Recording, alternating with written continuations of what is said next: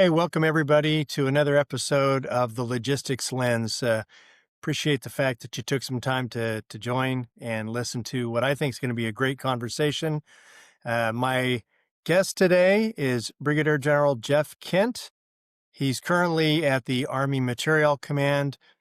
Previous to that position, he was at UCOM, where he served as the Director of Logistics, also known as the J4. So, General Kent, Geoff, thank you for being here today. Appreciate it very, very much. Um, Got a bunch of questions that I want to pitch at you from both your current position at Army Materiel Command, but also going back to UCOM, because I know you had some very interesting things happen during the time frame that you were there. But I was hoping the first question we could get into is give me a little bit of insight, as to how you came up through the Army, basically your background, and how you arrived at your current position. Well, good morning, Kevin. It's good to see you, my friend. So, um, I grew up as an executor and ultimately became what I would call a systems designer at this point, right? So, I felt that my startup in logistics at Fort Bragg in the airborne unit was a great place for me. It's a great place for anybody to operate, to come out and learn systems and teamwork and esprit de corps, all those great things. And so, so in those early years, from there to Fort Campbell, a lot of light time. And then I got into special operations with the 160th as a Night Stalker, and then commanded at the battalion level with the 82nd Airborne, and then was selected for a special mission unit to command again for logistics there. And so, like that really broad experience that I got through that was phenomenal. And then along the way, taking on some really unique assignments with the Joint POW MIA Accounting Command, where I was able to lead small teams and it was very logistics heavy into recovering our missing from prior wars, whether it's World War II, Vietnam, Korea, or even any other modern day um, loss there. So working through that, and then at the brigade level, was at the 4th Infantry Division, and then I was the Corps G4 out at First Corps, and then moved onward to Huntsville, and then ultimately um, onto UCOM, and then back again. So here it was. It's an executor to systems designer. I moved. My early years were about moving units, sustaining tempo under pressure, and then what I found was in my later years my role shifted to more into designing governance and decision systems. And then, my experience with NATO, letting, enabling, working with them in terms of letting coalitions make faster and better choices. So the operating foundation, brigade and theater sustainment, where logistics proved decisive, and then transition to design, building those processes. And this is really where it leans into what we're doing today in terms of data pipelines, interoperability at scale, moving across allies and industry and various commands. And so, where I am today, I'm focusing intently on contested logistics, in some degree contesting logistics from an intel standpoint, but moreover, really thinking hard about that decision advantage, right? That protects both the physical network and the truth layer so that commanders can keep tempo even under active disruption. So it's it's been a great career, 31 years, and I'm soon headed into retirement, but man, it went by fast. It went by fast, great teams, great people to serve with, and that's what I'm gonna miss the most. So, And I can absolutely agree with the feeling that you have working with people so closely in the services. And it doesn't even need to be your own service. It's all of us, right? We're all on the same team. It's good to have that rivalry between the services, but at the same time, when push comes to shove, we're all on the same team.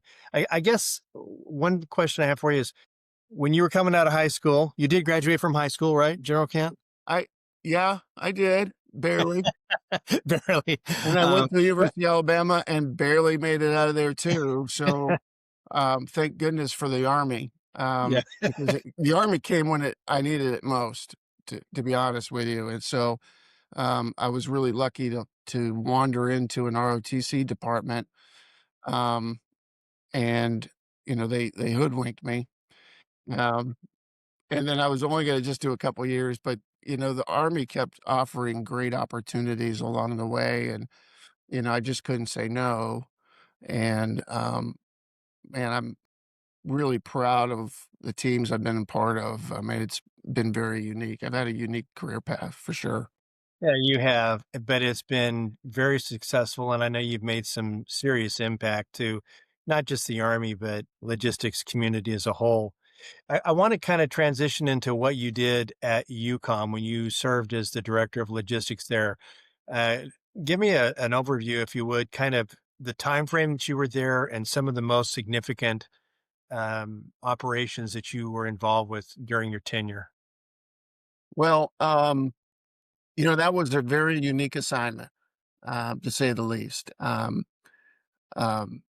but, I wouldn't trade it.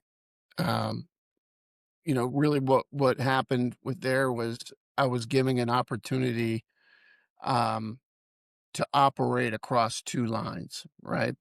And, with all the things that were happening in the Ukraine, I was able to be involved and my team was able to be involved in terms of sustaining today.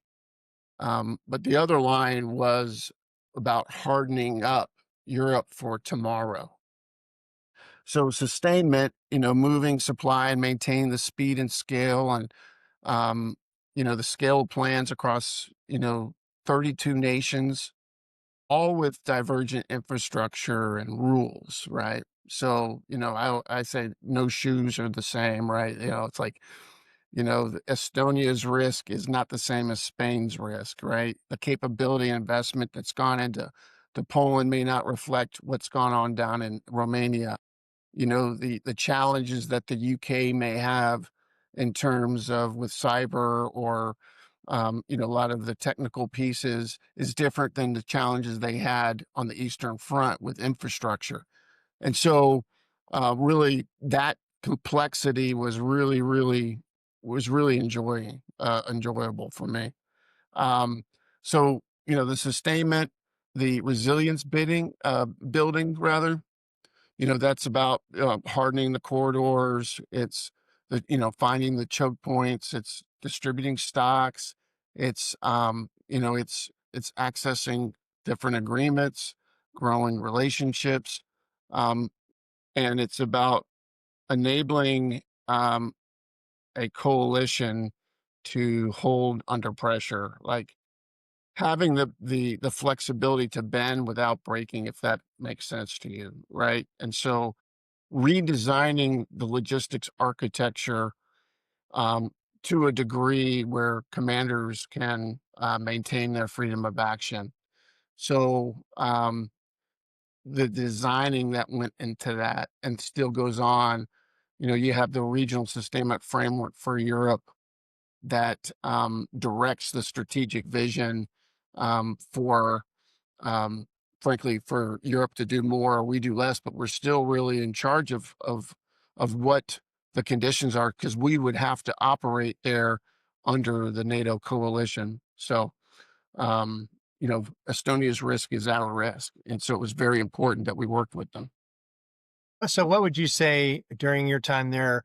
Would you classify as maybe the most significant and challenging operation that you dealt with during your time at UCOM? Does something stand out in your mind? I mean, you gave an overview of the many things that you were responsible for and worked, but does something stick in your memory about, man, that was tough, but we got through it?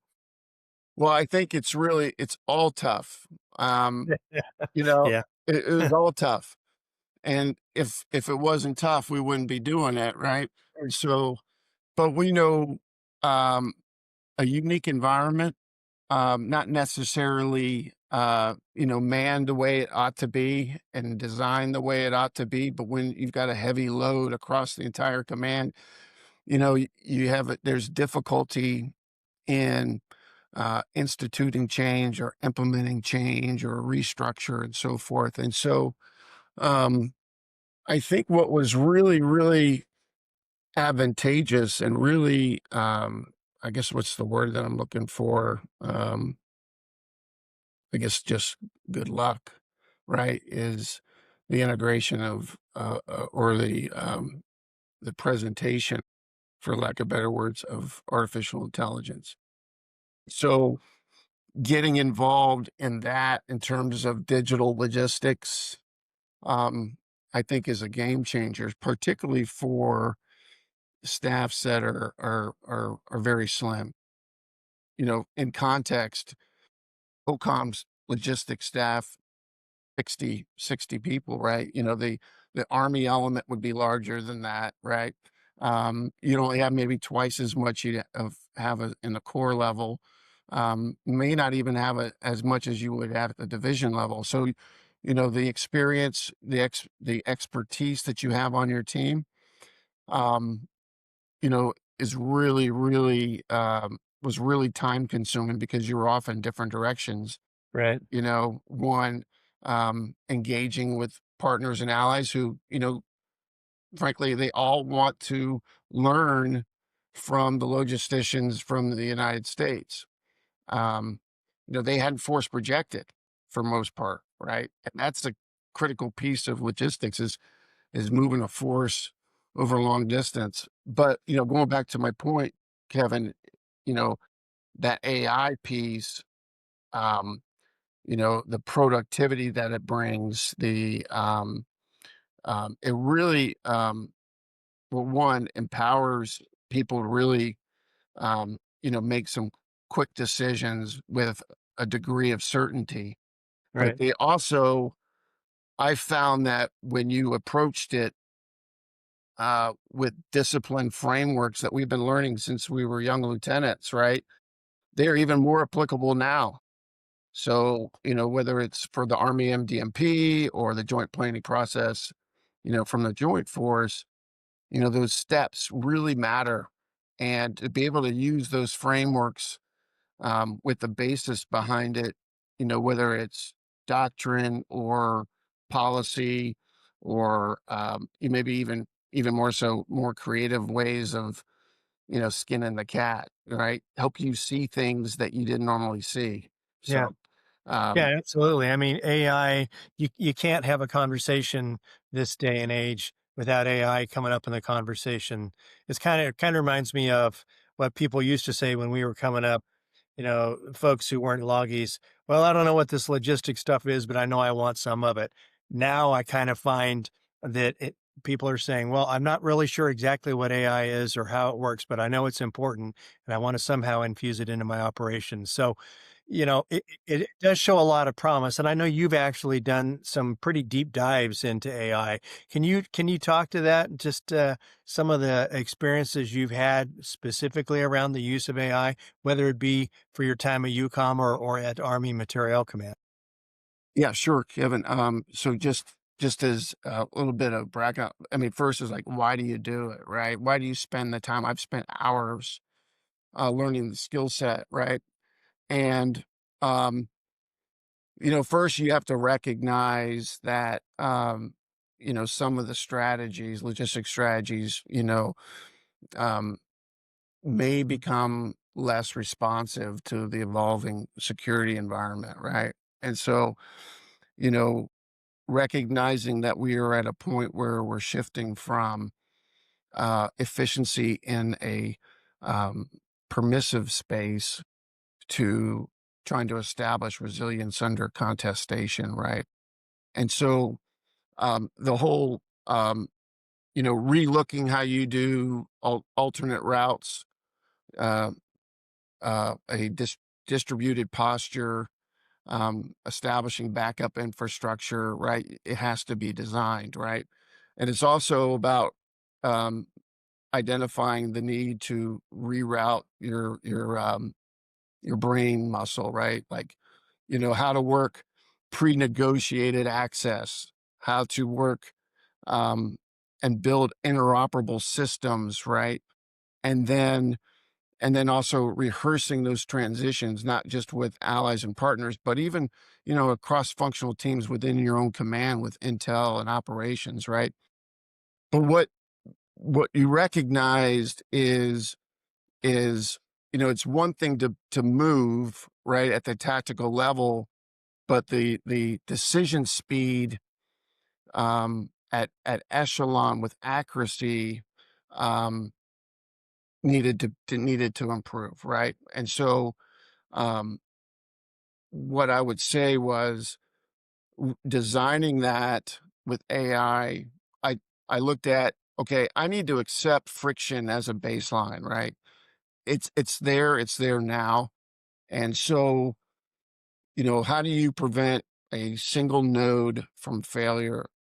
Um, or how do you prevent a single node failure from cascading across, the entire landscape? So, um, so adopting that, looking at the regional sustainment framework, which is high level strategy, Right. operationalizing it was really key. Like, okay, it's great that everybody will stand up and say, "We need to do this, and we need to do that, and here's my vision," right? Frankly, I found, and it might be a little controversial, but I found that we were just regurgitating the same strategies for years, to be honest with you. We would never do that.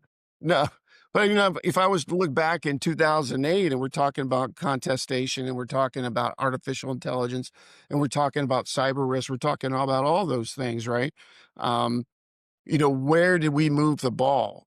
And what I found, was the importance of strategic integration down to the operational and tactical level. Like, articulate what that vision means at the operational level. Like, what actions need to be taken, right? How do we measure performance and efficiencies and moreover effect? I've, we're all, at that level, you're talking efficiencies and resources and money and all that. But really, what is efficiency without effectiveness? That was the question, right? Because if you're not effective, you're not efficient, right? And so, building that balance and really drilling down, like, okay, if we're going to do something, why do we do it, right?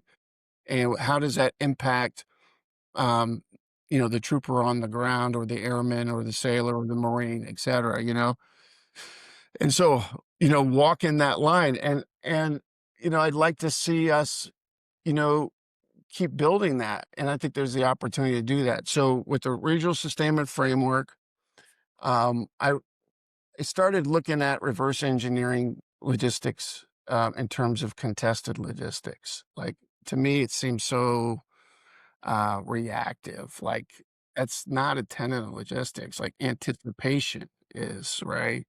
And so, I started thinking through, um, and talking it over with my teams, and I still do it with others that have like-minded um, visions. Is like, deconstructing the adversary's logistics or deconstructing the TTPs that they're using in terms of to disrupt you, right?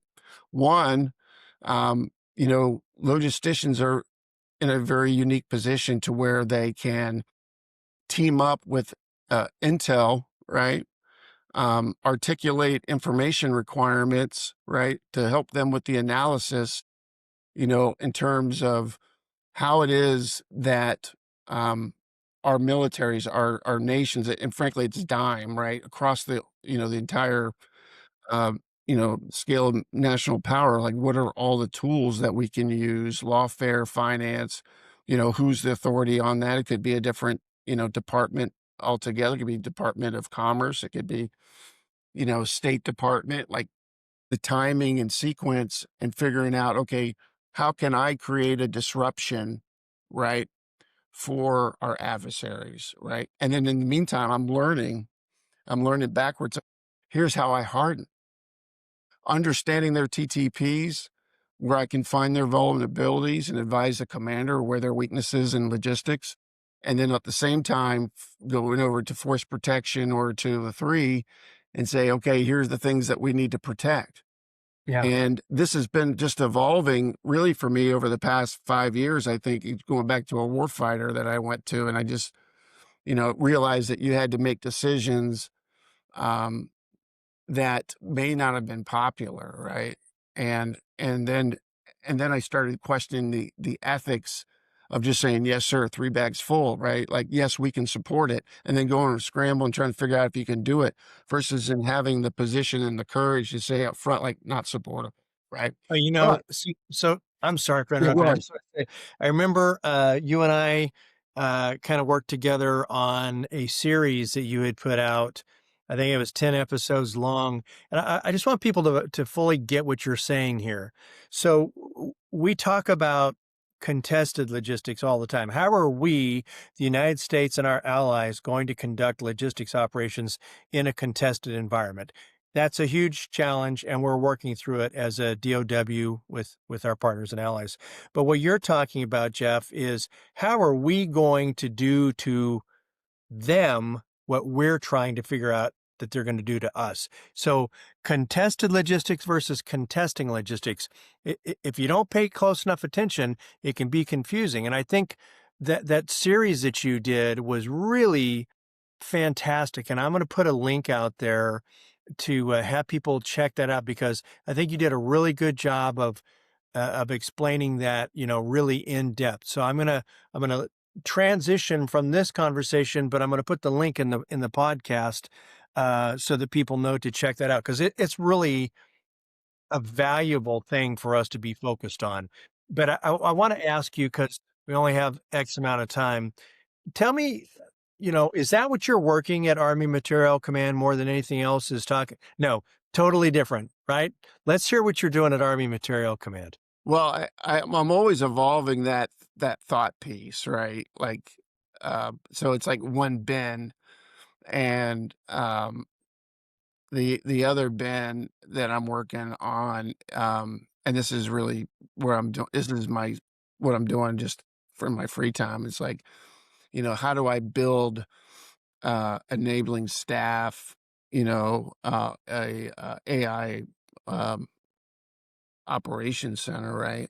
Um, that does the analysis, and so that helps with the speed, but also orchestrating, and I'm building that because I kinda nerded out and decided that I wanted to be an AI guru, right? And so Yeah. I taught myself that, and I started working through and hold on to what I'm gonna tell you is I started doing working with coding, right? Um, I Oh, mean, that's scary. I That's a used to scary think thought. I used to think I was like, an athlete, but, I realize I'm not, and I'm a cognitive athlete now, like, I'm not Wow. even So the mental Olympics is what you're ready to that go that into. that's right. It's like I realized that I can't do the things I used to be able to do, so I had to find something else to keep me busy, right? But what your question is, like, what have I been working on? Well, our leadership there, um and frankly, in the national security strategy talks about quantum, computing, right? And so, um, the question is, where does it fit? Like, what is it, right? What do we do with it, right?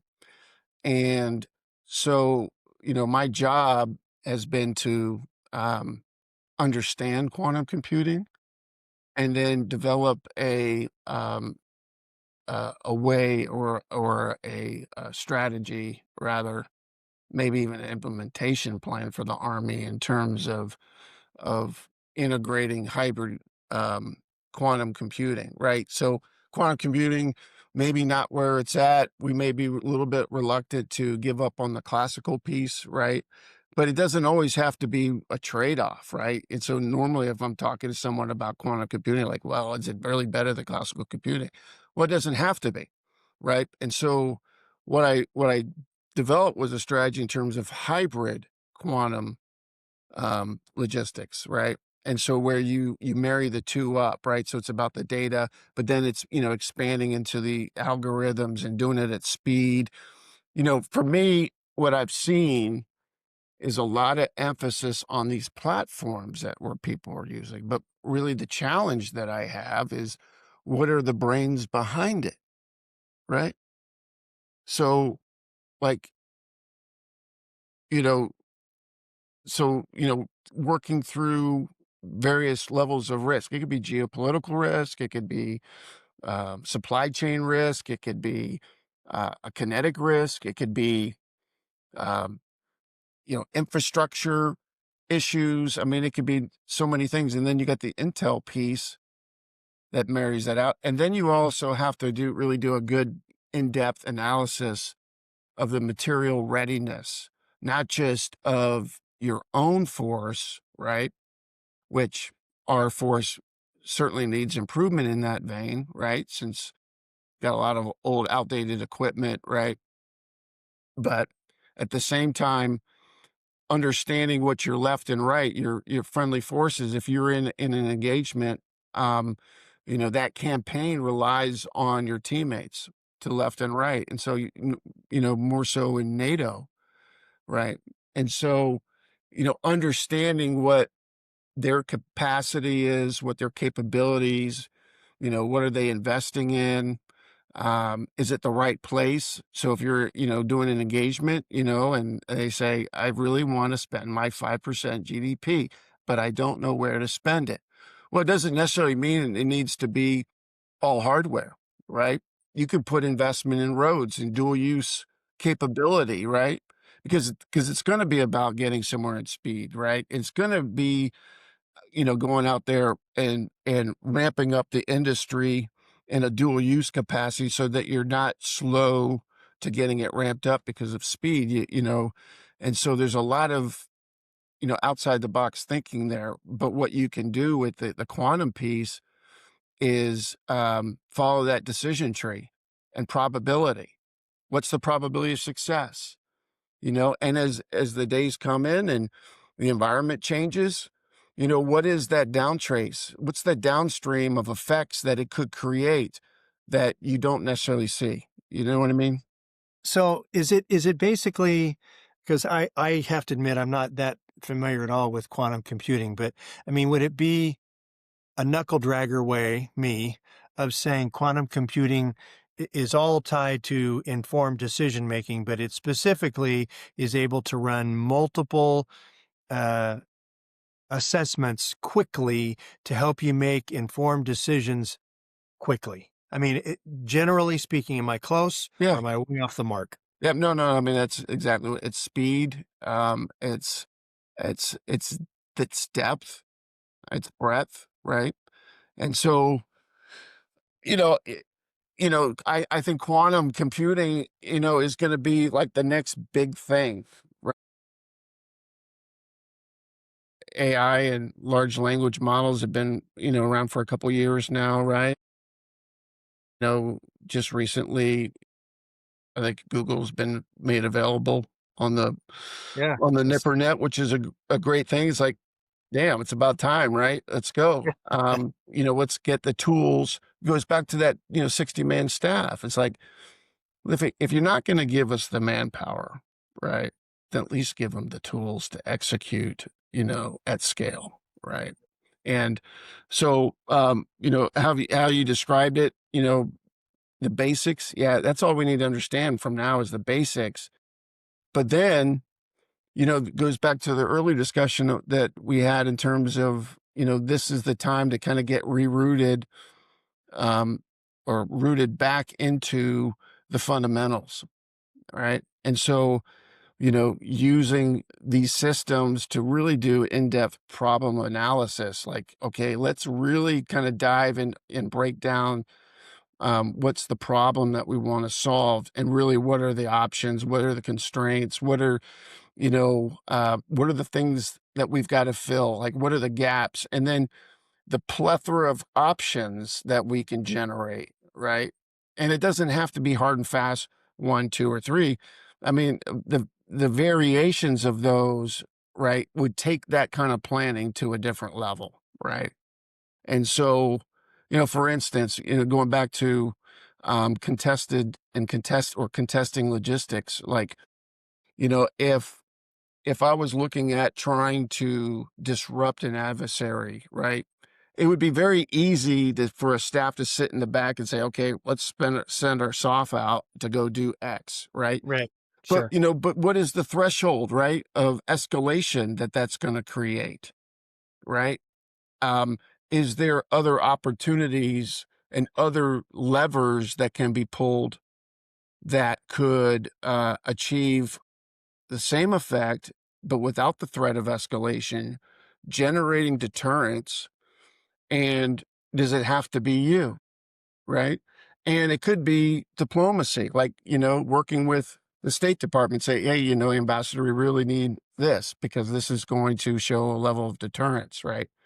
I think we rely a lot on our exercises for a deterrence factor, but if you're not watching your adversary and they're not reacting to it, well, it's not deterrence, right? But, Right. what's that fine area where you can generate some movement or some activity without crossing the threshold? But to my point that I want to make is combining those with a little bit of M, a little bit of E, a little bit of D, maybe a little bit of F, right? You know, in duplicate or, in tandem, you can generate uh, an infinite amount of options, right? And I think that's where we can use quantum computing to measure that, right? That With a is degree of certainty, I think. that is very interesting. I mean, honestly, I just don't hear that many people talking about quantum computing, but it's good to know, that you're on the case, so to speak, and I'm sure other people are too. But you touched on something just barely, but I want to circle back because it's I won't say it's a sticking point, but it's something that is a little concerning to me. We all know, as we've grown up through the service, that too frequently logistics is not truly tested in exercises, right? Very frequently, it's just assumed that logistics capabilities will be there, right? The equipment and the supplies and the maintenance, manpower and everything. Oh, don't worry about it. We're good. So when you mention exercises, it made my brain go off because I want to get your opinion on how you think the DOW and industry and even perhaps academia, how can we do a better job as a community of really truly exercising logistics and making sure that we carry those operations out far enough, don't stop at the 7-day point where everything's still good to go and there's plenty of, supplies and people. Let's run that baby out to 180 days. How can we do a better job of getting industry with the capabilities they have, with the government and the capabilities and expertise they have, as well as academia? How do we work better as a JLINT to truly test our capabilities and identify those limb facts and shortfalls? Yeah. I did a thing with Defense Acquisition University, and that presentation was called Logistics as a Weapon System. And, we always recognize sustainment as a warfighting function, but, to your point, not necessarily putting the emphasis in it. I think it's even more important now than ever.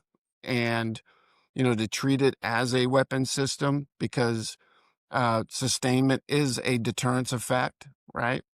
Yeah, sure. And know how do we know this? It's because that's what our adversaries are targeting right now, right? Right. Exactly. Yes. Yes. So, they are targeting our logistics lines before they are targeting the airfields, right? They're targeting our ability to do distribution or rerouting. And they're targeting that before, they're targeting our tank systems, right? Yeah, if you can stop it at the point, you don't need to take out the weapon systems Yeah. because it's more sustainable. So there's really 4 muscles I think that have to be built, right? It's going to be a generational shift, I think. But I think our younger officers and NCOs and soldiers, they understand this, probably more so than the guys that have been there, done it, bought the T-shirt kind of deal, right? Right. I just would like to see us work more closely together, right? That's my point, and to actually truly test our capabilities so that we don't get caught short. Yeah, it goes back, one, it goes back to the 4 muscles: redundancy and distribution, right? Recognizing that we've got to build that across the Department of War. Okay. We've got to be able to reroute at speed. That's dynamic decision making. Um, we have to recognize that we have to harden our nodes and we have to harden our data, right? And then we also have to make sure that our playbooks, right, are aligned with our coalition and then the commercial industry, right? And then to your point, we have to prove the readiness with stress tests, right? Right. To include Yes. removing real corridors, right? You can't hand wave logistics. And the baseline is you have to assume that you're heavily contested and we need to learn how to fight our way out of it, right? Um, so I think that, but the training, multilingual logisticians, I think is a key point, right? And outside of just the foundational, how we're moving, how are we, storing our commodities, how are we efficient with it, et cetera, et cetera. But um, the intel piece, that relationship between the 2 and the 4s of the world are going to be really hugely important. One, and I go back to understanding that why everybody doesn't understand it. I went to a supply chain risk conference in DC out in Bethesda with the Intel community a couple years ago. I might have been one of the only logisticians there, right? But what I learned there was um, the Intel community recognizes they've got to be part of the contested logistics space, right? And they were looking at me and they were saying, "Well, what do you guys want us to do?" And I was like, "Well, what do you do for operators, right? So I want you to treat it like an operation. Like so, the information requirements and the analysis that goes back to it, right? And then working with the logistician to be able to take that analysis, identify the gaps and seams, work with the operations folks in terms of generating options for the commander. Moreover, risk management, right? Yeah. Sure. Not astute as we could be and should be, but we ought to be thinking through that decision cycles, and then, not just the mitigation of the known risk, right? But how to stay agile and manage risk in contact, right? Putting yourself in a position to anticipate that you will bend, but you won't break. But then I'll put it right back on the logistician. It's like, guys, we got to learn how to formulate information. We have to understand PIR. We have to understand FFIR. We got to understand, CCIR and be able to articulate that and put that into the decision cycle of the commander at whatever level, right? And with all the data and all the things that are going on, all the noise that's out there, how do you focus in, right? And, focusing it in on those decision points, right, will save us a whole lot of time. It doesn't mean a lot of things don't need to be going on in the periphery, but we have to really dial in on the things that are most important and how to sustain it and then how to anticipate it and then be at the table to present trade-offs if it's not a supportable option, right? You can't just say it's not supportable. You better come in with a solution. Yeah. And so, but that's going to take some reps and sets. But Yeah. we've got to Yes. commit to it. We got to commit to it. Completely, completely agree with your assessment. Um, okay. So you talked a lot about AI, you talked about quantum computing, you talked about informed decision making, all the things that are really hot button topics of today, things that we're trying to work through. But in your opinion, what do you think are the most significant or difficult barriers to actually bringing innovation into the DoD? Is it a money thing? Is it a culture change thing? Is it a lack of technology? What is keeping us, the DOW, from fully embracing and implementing the capabilities that we need to really move forward in our community? I think question, and Thank I you. and I Appreciate I'd that. start with maybe a little dose of humility. Okay. Okay. You know, it goes back to the culture shift, right?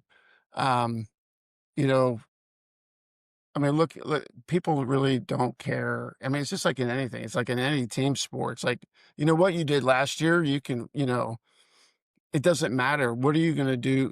What can you do for me lately kind of deal, right? And so, um, I think the culture shift, right? Um, we've got to be a little bit more graceful in kind of backing off all of the things that we thought were true, right? And take a step back and say, is there a better way, right? And and I would say probably 7, 8 times out of 10, there probably is a better way, right? Because the environment's changed. I think, um, you know, we ought to be designing for disruption as a baseline, period, right? Not designing our logistics as if it was perfect, right? Because we design it in perfection, but we never execute it that way. So why do we do that, right? Um, and then I think, there's all these playbooks that we can learn from, and I go back to the humility. Like, I used to be an aviation unit with the 160th, right? Um, and what I was fascinated by that organization was, how it planned and executed. The flight leads planned and executed their missions, right? And then from a command center, how they, exercise real-time monitoring, right? How these aviators would rehearse their contingencies, right? And then also, you know, get their team to work through rapid recovery so they can get out the next night, right? And, that fascinated me. I learned so much from that organization. The same thing from, same thing from financiers, like, how you manage that risk. So, those are the number of things that I can just think of on top of my head.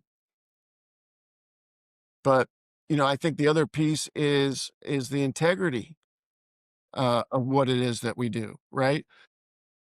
We've got to move beyond the shortcuts, like the procedural integrity under scarcity, I think is how I would say it. This is really tied to our ethics, right? Because we're going to go to a commander, we're going to say, yep, this is supportable, but we have to realize that the decisions that we make or the decisions or the options we offer have consequence, right? And so any advice that we give to a commander has to have clear criteria, ability, and consistency, and has to be documented, right? In terms of our rationale, right? But we have to humble ourselves to listen to that, and we have to humble ourselves to let go of how we did things yesterday, because what we did yesterday certainly won't work for tomorrow. Yeah. Well, And yeah, go ahead. that that's just so true. I mean, we're in a very different time period. It's not like we haven't been here before, where we're up against significant challenges. But I think we've become comfortable is not the right word, but we're used to being the 500-pound gorilla and being able to have control of the lines of communication and being able to have time to build up and really have a situation where we are very good going into it. We're in a good situation, and clearly that's different, in the future. And so, uh, if we find ourselves having to go into that future state where we're facing an enemy with much greater capability, there's a lot of things that we need to get done between now and then. And I don't know, we've got great people across, the whole of government and fantastic partners and allies who oftentimes may have a better process or a better capability than what we have here in the States. I think I really like what you said about humility. We have got to understand that this is a team sport, and we've got to make sure that we're bringing the best from everybody and then work together to accomplish what it is that needs to get done now and in the future. So I mean, it's a very interesting topic, talking about contested versus contesting logistics and the infusion of technology and so on. I know we're kind of running out of time, so this is something I like to do. It's a little wacky.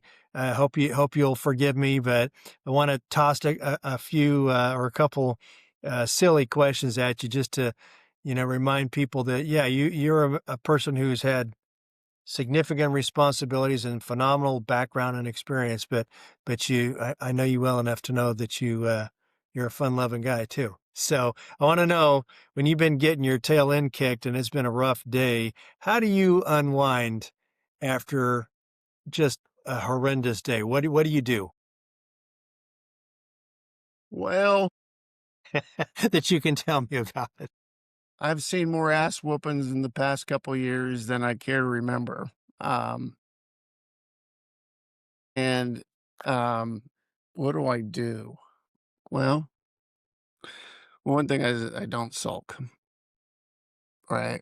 And I've adopted a very stoic approach to some of these things, right? Like, um, my problems are my problems, I think is how I would say it, right? And Kevin, I hate to say this to you, but your problems are your problems, man. What, I can't do anything for you, other than just, brother? just be a good listener, but, these are the things that you'd have to kinda sort through, right? And so, um, if someone's kicking my tail, right, and there's a problem, clearly, well, then that's really up to that person to figure out how they're gonna work through that problem. And so it's really kind of, put me in a very stable kind of place, right? And, I think I used to be a little bit more high strung, 10 years ago.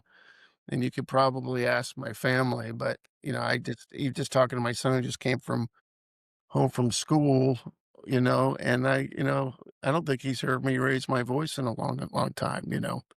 So, but I have to shift gears, right? I gotta put my mind on something else. I used to go for long runs, Hmm. until I got busted up in a parachute accident, in battalion command. But I used to run, and that was, I used to meditate on those things, right? I still do it now. Maybe I'll take the dogs for a walk, up on the mountain or whatever, and I can just kind of get lost in my thoughts, just kind of calming those types of things. I think it just comes with the territory, sadly. It's not an easy life sometimes. I mean, I know you're coming to the twilight of your career. You said 31 years, right? Something like that. It's been long. You've done a lot of things. You've been through a lot, but you found a way. It sounds like to work through issues, to realize it's yours to work, and we always come out on the other side. I mean, Loggies are resilient, right? We are resilient, and we can work our way through any problem. All right, last wacky question, okay? And this is crazy. If you were a fictional character, you can be anybody. Who would you be, and why? If I was a fictional character, Yeah. Yes. I'd be James Bond. Okay. Because Why? well, one, because, I used because James Bond always wears a real bow tie, right? There's no clip on with that dude, right?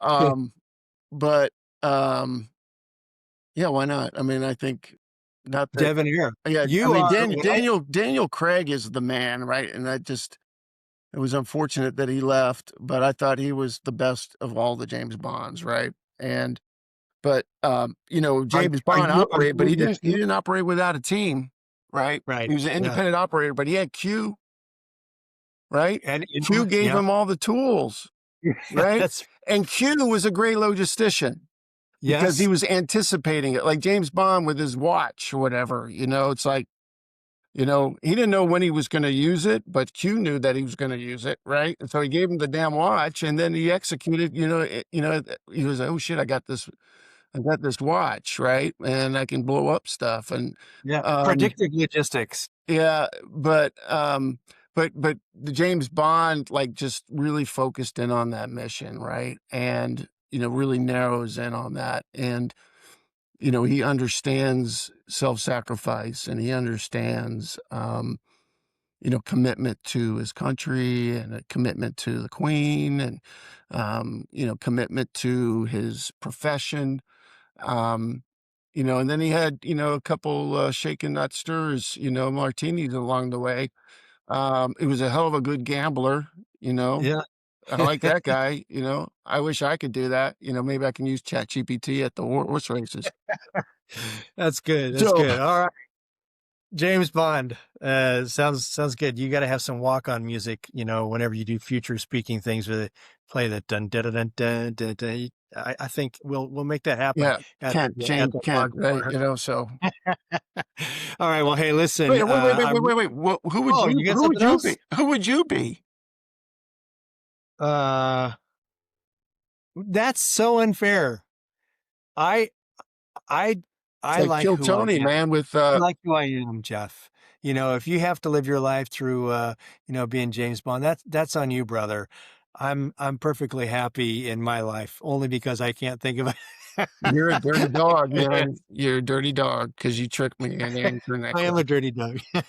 All right, listen, got to wrap this sucker up. But listen, I really appreciate you making time to talk today. Appreciate your 31 years of service and the fact that we've had a chance to work together on a few things. And I know you were going to continue to do amazing things. And I'm not licking boots here. I know you. I know you are going to do some great things in your next chapter that'll help the log community because you're passionate about it. So thanks so much for everything you've done, Jeff, and for being a good friend and a good, you know, James Bond character. And really, really appreciate everything that you've done. For our audience, just want to let you know we've got an amazing lineup of more speakers coming down the pike. I won't say they're any better than Mr. James Bond, who we've had today, but they're very good. To include Miss Method coming from OSW, and General Simmerly from the Defense Logistics Agency. We've got a lot of folks that see the value in gathering as logisticians and discussing the issues and challenges and initiatives that are happening across our community. So stay tuned, check us out, and if you have ideas or people you'd like to see on this podcast, let me know. But again, Jeff, thank you, sir. Thank you. It's great talking to you, Good and talking to you. good luck in 2.0. All right, we're out here. Thanks, All right. everybody.